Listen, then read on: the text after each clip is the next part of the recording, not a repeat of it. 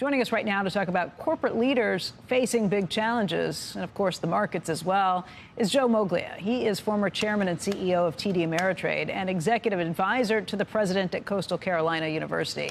Joe, leadership has been something you have focused on not only in your career on Wall Street, but also in what you've done with your football program, too. Yes. Teaching leadership. We do see a number of these crises that are taking place around the business world today. Got any thoughts on any of these situations, how you step up to these challenges? Yeah, I think while each of those companies that you mentioned, Becky, have a little bit of a separate issue and problem, there are three priorities every CEO's got to have, every firm's got to have. It's all about your clients, your shareholders, and your employees. If you don't do a great job with your clients, you're not going to be in business. If you don't have a reasonable profit, you're not going to be in business. And you deliver value to each of those constituents through your employees. So you got to get that right. The other piece of it is just real leadership. It's about standing up, standing on your own 2 feet, taking responsibility for yourself. You always treat others with dignity, respect, and live with the consequences of your actions. That's it. Now, what happens, I think, sometimes CEOs become enamored in terms of the way they present themselves in front of the board because the board's going to pay them, the way they handle themselves on television, the way they handle themselves in public. But you can have a sophisticated strategy that handles a lot of contingencies, but if it's not simple enough to execute, you're not going to get the job done. And what happens, they get away from those three priorities, and they forget about the leadership principle where you are the one responsible. You're the one that takes care of your people, your clients, your shareholders, and you're the one that's got to live with the consequences of those actions. We get away from those principles sometimes, and when we do, we get in trouble. Yeah, I'm thinking through some of those individual instances. Gary Kelly, for instance, maybe ran into problems because they weren't reinvesting enough in the company, updating things and modernizing things. You look at Boeing, you know, some situations there where it was not enough attention paid to detail on the floor with making sure some of those come through. It's a lot easier to say it, though, than to actually do it. Well, that's the reason why I said you can have a very well thought out, sophisticated strategy, and that sounds good in front of the rest of the world. But if that strategy is not simplified in a way where your people, whether it's 100 people or 25,000 people, can execute, you're not going to get the job done. Frankly, it's the same thing in football.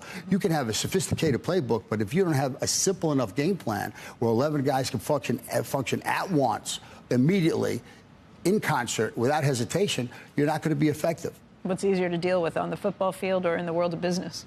Both of them are tough. You got every job. I coached for 25 years. Every job I got, the guy before me got fired. So, you know, you got to get the job done in both worlds. Yeah. Let's talk a little bit about markets right now and what we might expect to hear from the Federal Reserve. Markets have been near highs. This month's been a little bit rougher. Yesterday was pretty good, though. And we are expecting that the Fed is going to cut rates next week, 25 basis points or 50 basis points. Yeah, I think if I were the Fed, I'm not the Fed, but if I were the Fed, I would go with 50 basis points. I think, you know, we're 5.25%, 5.5% right now as far as the rates go. To go to 5 to 5.25%, I don't even think that makes a difference. It's too small, it's too minute. To go to 4.75% to 5% might make a difference. So why not be a little bit more aggressive now in the beginning? They're going to take October off. Then they've got 2 solid months to get more data to see what the reaction is with regard to the market, the economy, inflation, labor. They have another month after that. So you got 2 solid months to be able to look at what they're doing. I would go with 50 basis points. I wouldn't even hesitate as far as that goes.